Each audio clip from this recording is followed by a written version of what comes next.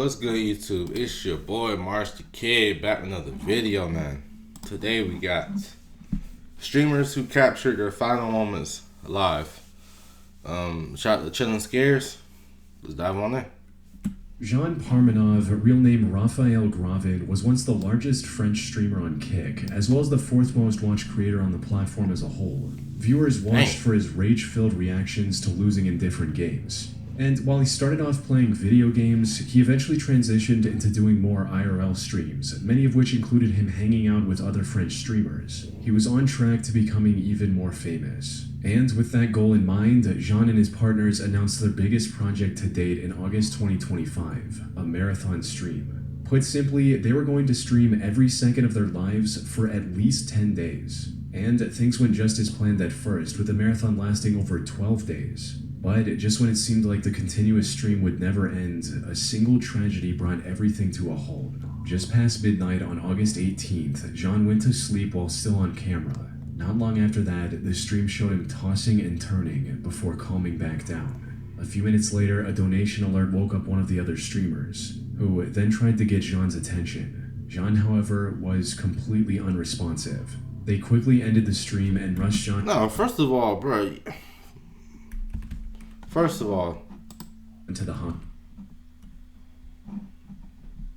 An alert woke up one of the other streamers, who then. No, we gotta take care of ourselves, bro.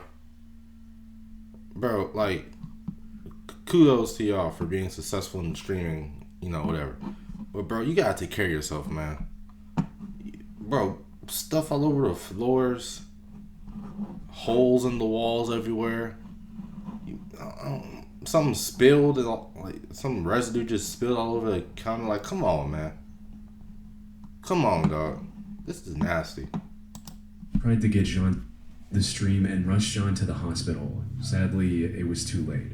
46-year-old Jean Parmenov had already passed away in his sleep and was officially pronounced dead at around 4 a.m. This was devastating news for the tens of thousands of fans who love tuning into his streams every single day. But as the headlines spread across the internet, more people began looking into the events leading up to the incident. And the disturbing things they discovered made everyone look at it from a different angle. Not as an inevitable tragedy, but a preventable homicide. And it all pointed back to the main two individuals Jean was streaming with, Owen and Safine. You see, Jean didn't have the best life before becoming a streamer. He was a military veteran, but due to his deteriorating health, he had trouble finding regular work. This forced him to live with his mother with no outside connections. He began streaming in March 2020 as a way to combat his loneliness and make new friends. However, the clips of his over-the-top yet entertaining reactions to losing went viral on platforms like TikTok, allowing him to amass a sizable audience over time. This was a win-win situation for Jean, as he was earning good money while also collaborating with other French creators. And that's where Owen and Safine entered the picture. They not only began streaming with Jean, but also formed an entire content strategy around making him angry and recording his reactions. Now, it can be argued that, at least by this point, Jean was in on the scheme. He knew the audience wanted to see him burst out in entertaining ways and leaned more into that character. However, things took a darker turn once he moved in with the two to make IRL content. As people were going through his old streams and videos after his death, they discovered hundreds, if not thousands of instances of Owen and Safine getting physical with Jean. And it wasn't something lighthearted and fun. Now, I can't show the vast majority of these instances or describe what happened in them on YouTube due to just how graphic and abusive they are. All I can say is that Owen and Safine's harassment included everything from rather harmless stunts like breaking an egg on his head to acts that could be potentially life-threatening. This type of behavior was a consistent part of their streams, where they essentially treated Jean as a living punching bag. And the marathon stream was also more of the same, with everything tuned to the max to increase shock value and by extension their viewership. So, when Jean tragically passed away on stream, many on the internet pointed fingers at the two behind it all, Owen and Safine. People argued that his already frail structure was made significantly worse by the constant stress he was under from the two. Worst of all, they seemed like they were well aware of this, as just days before his end, they made Jean declare on stream that if anything were to happen to him, it wasn't their fault. Ouais, alors que, à moins qu'ils disent face caméra là maintenant, que si demain il meurt en plein live, c'est dû à son état de santé de merde. Je dis face caméra que si demain tu meurs sur scène, C'est dû. Bah oui, comme Dalida a dit. S'il m'arrive quelque chose en live, que ça vient pas d'eux. Clipper. Que ça vient pas d'eux. The online backlash also sparked an investigation into Jean's death. According to Owen's lawyer, everything they did to Jean on stream was consensual and nothing more than an act for the sake of entertainment, stating, "There were things that were scripted, there was improvisation, there were shots that were simulated. What you see on the screen is not the reality of what was being experienced." The autopsy report also concluded that the cause of Jean's death was his own poor health and that there was no foul play. But in the eyes of the thousands following this case, his health only deteriorated to this point because of how the other two treated him over the past 3 years. That said, the investigation is still ongoing, and for now, it's unclear how it will end. That's kind of why I don't like the whole streamer thing. Because, I mean, there's a lot of cool streamers and guys that I do want to get to know and just like be in the same room with and pick their brains, etc., etc. But there's also a lot of streamers who would literally sacrifice their life just for a clip. Like, why? You'll sacrifice everything just for a clip. That's some of the things that I don't particularly like. There's more to life than a clip. There's more to life than a crazy stream. Bro, you don't have to risk everything just to get these clips and videos. Like, there was one streamer, I'm not saying names. There was a streamer who, they were eating, doing kind of like a mukbang style video, and he took the other person's food, like on the plate, and he just threw it on the ground. But mind you, this individual saw another streamer come in his stream and say, like, if you do this and that, I'll give you 100 subs. So I'm just like, for a few bucks, you'll like destroy somebody's food. Like, I don't know. Some of these people just cut weird, man. I can't Valeria get Marquez was a 23-year-old Mexican model, businesswoman, and digital creator from Jalisco, Mexico.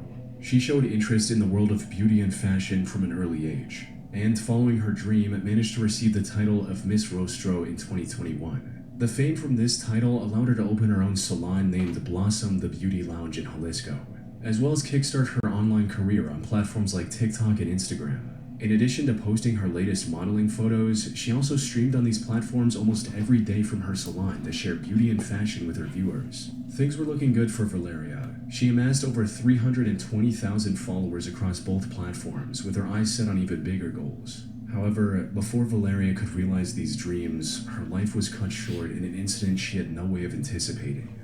On the afternoon of May 13, 2025, she went live on TikTok as usual. But just as she was about to start talking about new fashion and beauty tips, she was interrupted by a delivery. Someone had apparently sent her a stuffed animal as a gift. She returned in front of the camera to show it off, but was interrupted once again by the delivery driver asking her to confirm her name.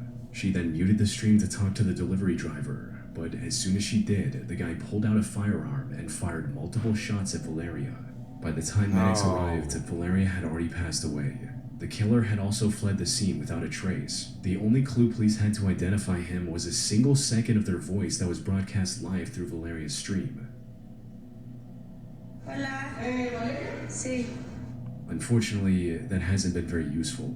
The police still haven't identified the perpetrator at the time of writing. That said, people on the internet have come up with a number of theories trying to crack this case. The most prominent suspect in these theories is a man named Ruiz Velasco, who is a high-ranking member of the Jalisco New Generation cartel. He was apparently in a romantic relationship with Valeria when the incident occurred, which could explain a potential motive. Some people also noted that soon after the shooting, a girl who worked at the salon picked up Valeria's phone to end the stream. This was highly unusual behavior for someone who had just witnessed her boss and possibly a friend become the victim of a violent attack. No, because some people, like, if you're, for instance, if I'm with my friend, right, we're chilling in the house. I'm just speaking, with this particular event. Me and my friend are chilling. Something happens to him, something dangerous happens. And I know he's a creator, he's probably streaming, or I know that he's online, whatever. I'm either picking up all their, or I'm gonna pick up all their belongings as well as them. Keep everything together. And I'm going, and for the instance, if you know that they're alive, I'm going to make sure that you're not alive, because people online don't need to see events like that. That's not completely our character.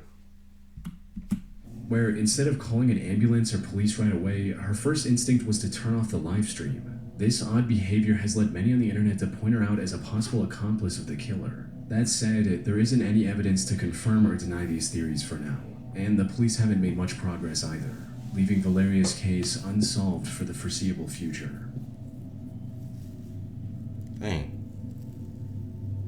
Brian Vignault, also known as Poshy Brit, was a decently popular World of Tanks streamer with over 7,000 subscribers. He started streaming back in 2012 and slowly built a loyal following for himself. The thing his viewers loved most about Brian was his consistency. He streamed multiple times each week without taking any breaks, with many of these streams reaching double-digit hours. In addition to being a dependable streamer, Brian was also extremely charitable at heart.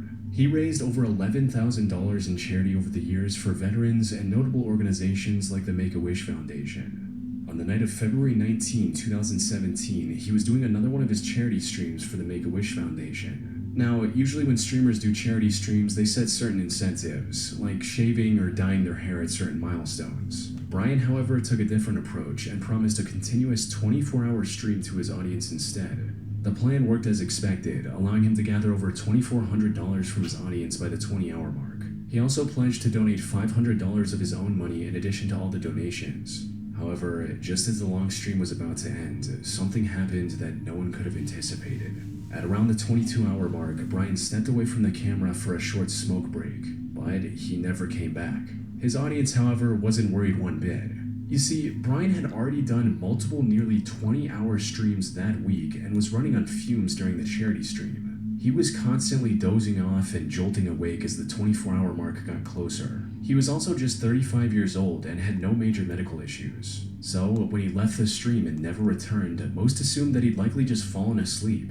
Sadly, that couldn't have been further from the truth. The reality of what happened to Brian came out a day later when one of his moderators saw that he was active on Discord. They sent him a message asking about the end of the charity stream and if he was okay, but the person who replied from his account wasn't Brian. As it turned out, seconds after getting off camera, Brian collapsed and never woke up again. He was rushed to the hospital, but sadly did not survive.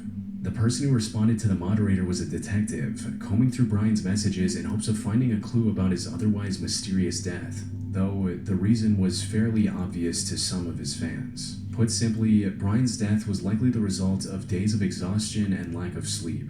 Usually, someone this tired would fall asleep. You can die from lack of sleep?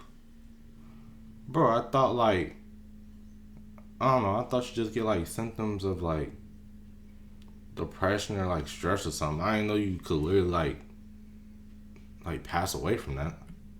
Automatically, waking only after their body had gotten the rest it needed. But in rare cases, like for Brian, the fatigue could prove fatal and strike seemingly out of nowhere. The only silver lining in Brian's tragic end was that his fans banded together and raised over 19,000 Canadian dollars for his wife and 3 young children. And while no amount of money can replace the presence of a father, this sum likely helped his family during their greatest time of need.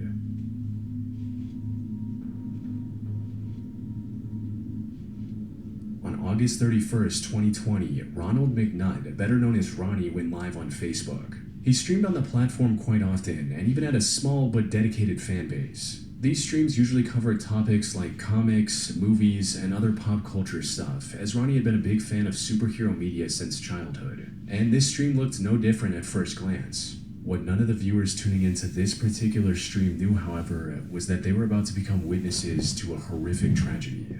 And while the incident itself seemingly came out of nowhere, the path leading up to it did not. Ronnie was born on May 23, 1987 in New Albany, Mississippi, and had a fairly ordinary childhood. Growing up, he had a normal school and social life, and like many other teenagers of that era, developed an interest in comic books as well. However, things changed when he decided to join the army in the mid-2000s. and after finishing his training, went on to serve the US in the Iraq War in 2007 and 2008. The war unfortunately took its toll on Ronnie. He developed severe post-traumatic stress disorder, or PTSD, from the atrocities he witnessed during deployment and became a fundamentally different person. As his close friend Josh Steen later described, "He didn't seem to be the same guy that left for Iraq once he exited the service. I spent many a late night in our studio via text message and in person talking with him about life and his struggles."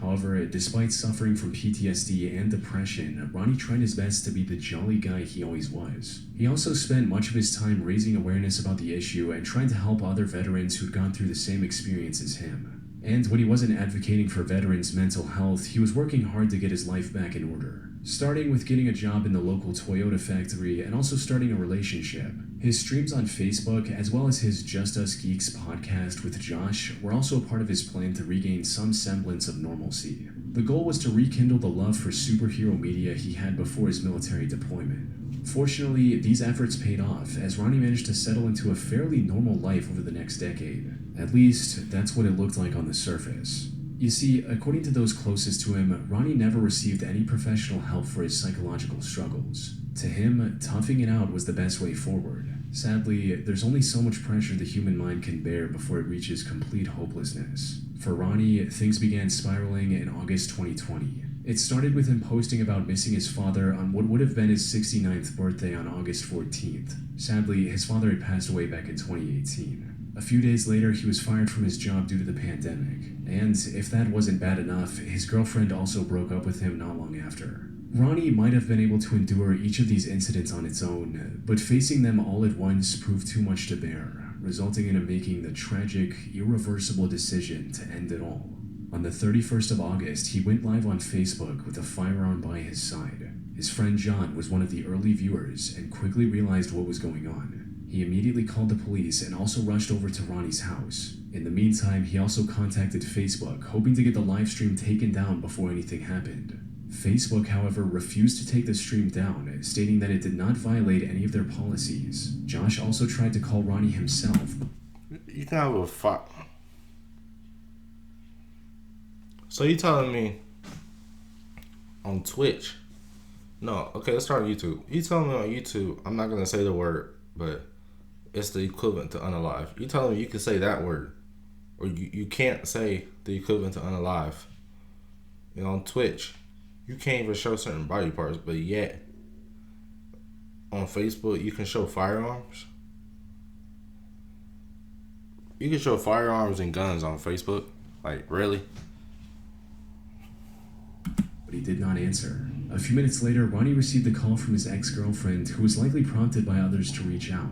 Sadly, this call led to a brief argument between the two, resulting in Ronnie saying his final words. The cops were already outside, preparing to speak to Ronnie through a megaphone. Unfortunately, neither they nor Josh was able to reach him in time. The stream also kept going for minutes afterward, giving people plenty of time to record and spread the aftermath of the incident across the internet.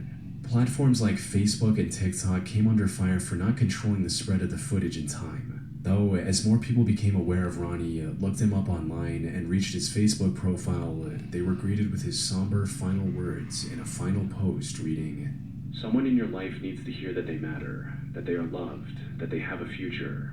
Be the one to tell them." Amen. Bro, RIP to all these people, man. Mental health is real. Make sure to check on your mental health. Make sure to check on your people. And don't be scared, which I'm still trying to learn, is don't be scared to just take those days off that you need, bro. Like, bro, you need to take a day or two a week and just, like, do absolutely nothing, do that. Just do that. You feel me? If you need to take a full day to sleep, just wear off some of that hard work and, stress, just do it.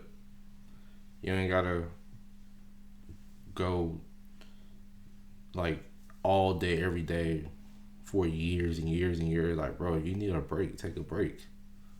It's normal. We're human. We all need breaks. And none of us on this earth can take everything.